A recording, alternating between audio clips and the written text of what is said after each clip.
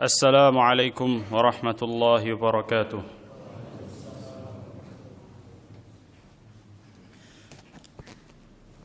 إن الحمد لله نحمده تعالى ونستعينه ونستغفره ونعوذ بالله من شرور أنفسنا ومن سيئات أعمالنا. من يهده الله فلا مضل له ومن يضلله فلا هادي له. أشهد أن لا إله إلا الله وحده لا شريك له وأشهد أن محمدا عبده ورسوله صلى الله عليه وعلى آله وصحبه وسلم تسليما مزيدا. وبعد.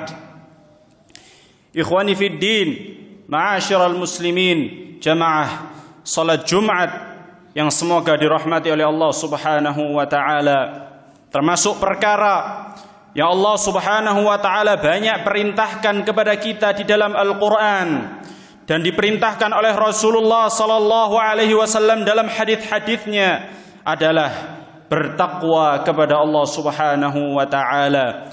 Allah Subhanahu wa taala berfirman dalam banyak tempat di dalam Al-Qur'an. Di antaranya dalam Al-Baqarah Allah Subhanahu wa taala berfirman, "Wa tazawwadu fa inna khairaz zadi taqwa." Dan berbekallah kalian untuk kampung akhirat, dan sebaik-baik bekal adalah takwa. Dalam banyak ayat pula yang lain Allah Subhanahu wa taala menyatakan, "Ya ayyuhalladzina amanu taqullaha haqqa tuqatih." Wahai orang-orang yang beriman, bertakwalah kalian kepada Allah dengan sebaik-baik takwa. Ma'asyiral muslimin rahimani wa rahimakumullah, takwa ini perlu untuk ditumbuhkan pada hati masing-masing kita, kemudian dijaga keistiqomahannya untuk lalu kemudian diwariskan kepada generasi-generasi yang datang setelah kita. Untuk itu Rasulullah sallallahu alaihi wasallam telah mengajarkan kepada kita bagaimana cara menjaga keistiqomahan takwa tersebut. Di antaranya dalam hadis yang diriwayatkan oleh Abu Musa al-Asy'ari radhiyallahu taala anhu, Rasulullah sallallahu alaihi wasallam menyatakan, mengajarkan kepada kita bahwa lingkungan yang baik, bi'ah thayyibah, sangatlah penting dan sangatlah berpengaruh atas keistiqomahan takwa seseorang. Dalam hadis tersebut Rasulullah sallallahu alaihi wasallam bersabda, "Innama mathalul jalisis salih wal jalisis su' kahamilil miski wa nafikhil kir." Sesungguhnya perumpamaan seseorang yang memiliki teman yang baik dan teman yang buruk seperti berteman dengan seorang penjual minyak wangi dan berteman dengan seorang tukang tempa besi. Fahamilul misk imma an yuhdhiyaka wa imma an tabta'a minhu wa imma an tajida minhu rihan thayyibah. Ketika engkau berteman dengan seorang penjual minyak wangi, bisa jadi engkau akan diberi hadiah olehnya minyak wangi yang harum, atau kau mampu membeli minyak wangi rekomendasi yang terbaik darinya, atau setidaknya kau akan mendapatkan aroma yang harum ketika duduk dekat dengannya.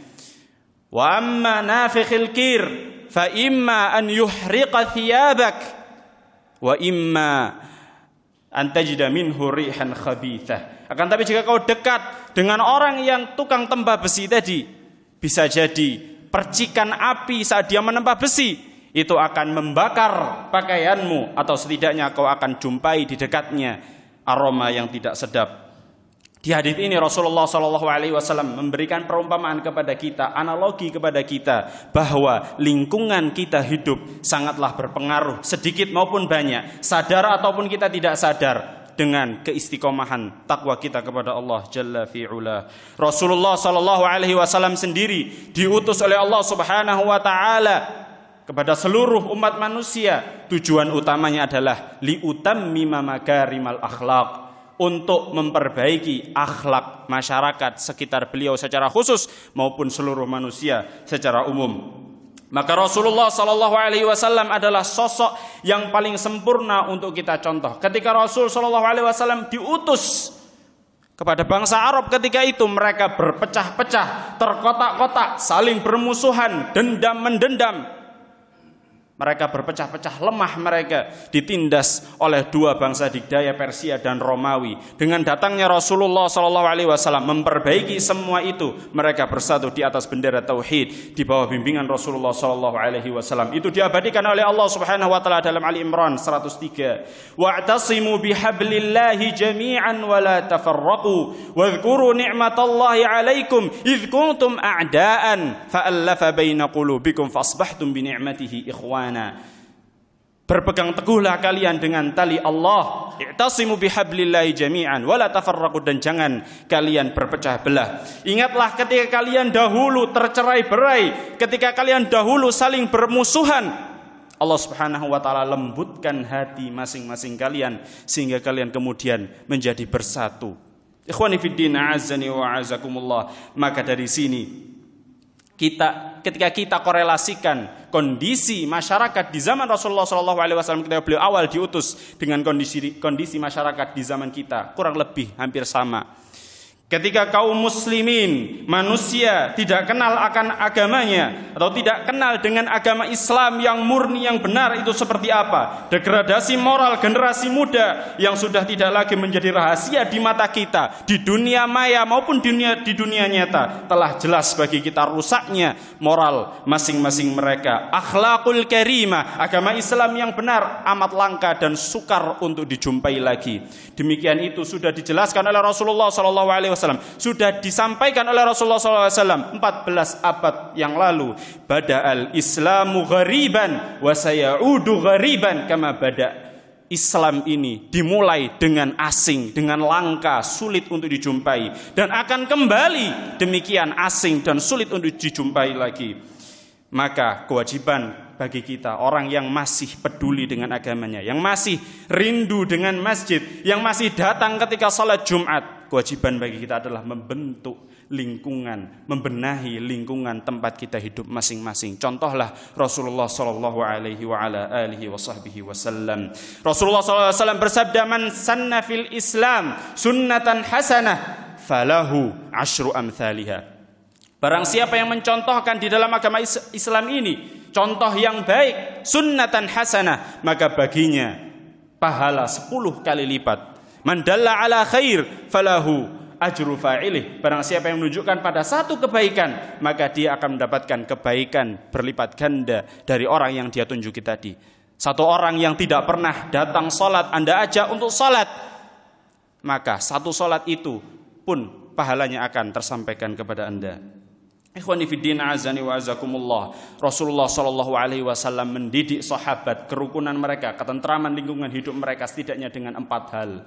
Yang pertama, Rasulullah sallallahu alaihi wasallam ajari mereka amar ma'ruf nahi mungkar, dengannya terjaga kepedulian mereka antar sesama.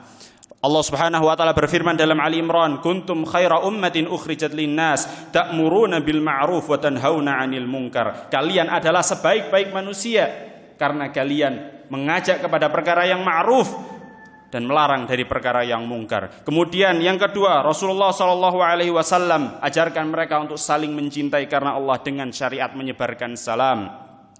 Rasulullah sallallahu alaihi wasallam jaga kekompakan mereka dengan memakmurkan masjid pada setiap salat 5 waktunya.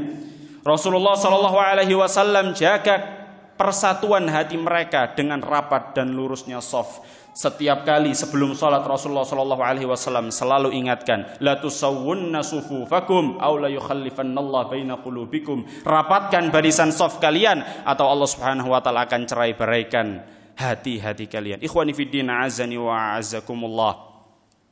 Ketika sebuah lingkungan itu penuh dengan orang-orang yang saleh, maka orang yang ingin berbuat jahat, orang yang ingin berbuat maksiat, orang yang ingin merusak hubungan yang baik tersebut akan malu dan tersingkirkan. Namun sebaliknya, jika sebuah lingkungan penuh dengan orang-orang yang suka, gemar dengan kemaksiatan, maka orang-orang yang taat pun akan tersisih dan terasingkan. Ikhwani fiddin, azani wa azakumullah. Bagi antum, bagi anda yang ingin berbenah, ingin berhijrah, ingin memperbaiki dirinya, satu yang ingin kami sampaikan, jangan memperdulikan apa yang dikatakan oleh orang lain.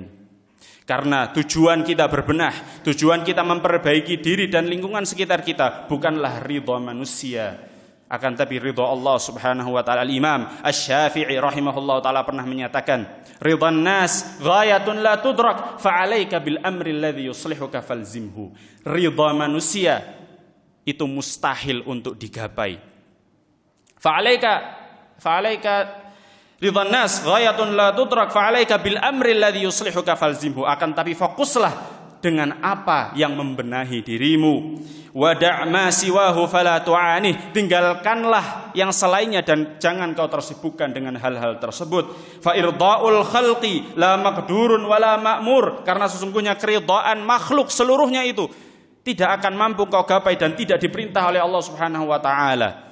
Wa irda'ul khaliqi ma'murun wa maqdur. Akan tapi mencari keridhaan Allah Subhanahu wa taala itulah yang diperintahkan dan itulah yang mampu untuk digapai. Fasbir nafsaka ma'al ladzina yad'una rabbahum bil ghadati wal 'ashiyyi yuriduna wajha wa la ta'du 'ainaka 'anhum turidu zinatal hayatid dunya wa la tuti' man aghfalna qalbahu 'an dzikrina wattaba'a hawah wa kana amruhu furuta. Maka sabarkanlah jiwamu bersama orang-orang yang berzikir kepada Allah di pagi dan di petang harinya.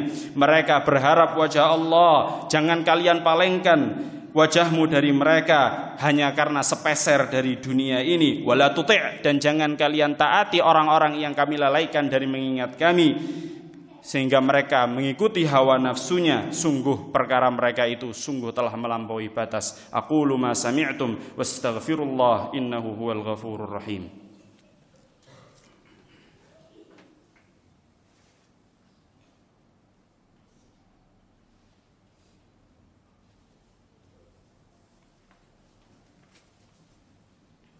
Alhamdulillah, wassalatu wassalamu ala rasulillah wa ala alihi wa sahbihi wa man walah, wa ba'd.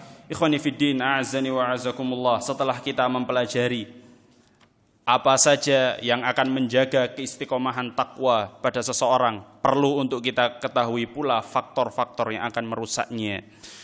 Setidaknya Rasulullah SAW paling mewanti-wanti para sahabatnya untuk menjaga lisan, karena itulah faktor terbesar yang merusak hubungan seorang hamba. Ketika sahabat Mu'adz ibn Jabal radhiyallahu taala anhu bertanya kepada Rasulullah SAW, ya Rasulullah, apa yang jika aku amalkan satu amalan kau jamin aku masuk surga? Kata Rasulullah SAW, kuffa alaika hadza, sambil beliau memegang lisannya, jaga olehmu lisan ini.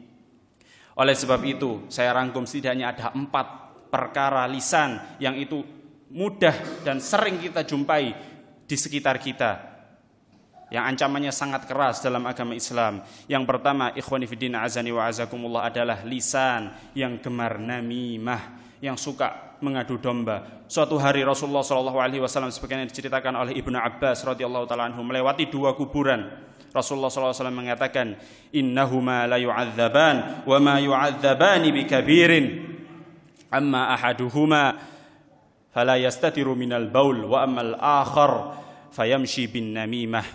2 kuburan ini sedang diadab oleh Allah Subhanahu wa taala. Salah satunya karena dahulu ketika dia di dunia tidak peduli dengan najis yang terciprat pada pakaiannya, dan satunya yang lain dahulu ketika dia di dunia, berjalan di dunia, menyebarkan namimah, adu domba satu dengan yang lainnya. Kemudian yang kedua, ikhwani fiddin azani wa azakumullah, adalah lisan yang gemar merendahkan orang lain. Suatu hari Aisyah radhiyallahu taala anha mengatakan kepada Rasulullah SAW karena kecemburuannya, hasbuka ya Rasulullah min safiyatal qasirah. Cukuplah wahai Rasulullah, jangan kau terlalu perhatian dengan Safiyah si pendek itu, salah satu istri Rasulullah SAW yang lain. Maka Rasulullah katakan, ya Aisyah, laqad qulta kalimatan law muzijat bima'i bahr lamazajathu. Sungguh wahai Aisyah, kau telah mengatakan satu perkataan yang jika perkataan itu dicelupkan, dicampurkan ke dalam air laut, niscaya air laut itu akan kotor semuanya. Kemudian yang ketiga, ikhwani fiddin azani wa azakumullah, adalah lisan yang gemar ghibah. Allah Ta'ala firmankan dalam Al-Hujurat, wala yaghtab ba'dukum ba'dha ayuhibbu ahadukum ayyakula lahma akhihi maitan fakarihtumuh. Dan janganlah kalian saling menghibahi satu sama lain. Apakah kalian gemar, apakah kalian suka memakan bangkai saudaranya yang telah mati? Sungguh kalian tidak akan mau. Dan yang keempat, yang terakhir, ikhwani fiddin azani wa azakumullah, adalah lisan yang suka mencela dan mengumpat. Dalam ayat yang kita semua hafal, Allah Subhanahu wa taala berfirman, "Wailul likulli humazatil lumazah." Celaka bagi orang-orang yang suka mencela dan mengumpat, orang-orang yang spontanitasnya mencela dan berkata-kata yang kotor. Allah taala sampaikan pada ayat yang keempat, "Kalla layumbadanna fil hutamah." Sungguh mereka itu akan dibakar dengan api hutamah. Kalla layumbadanna fil hutamah.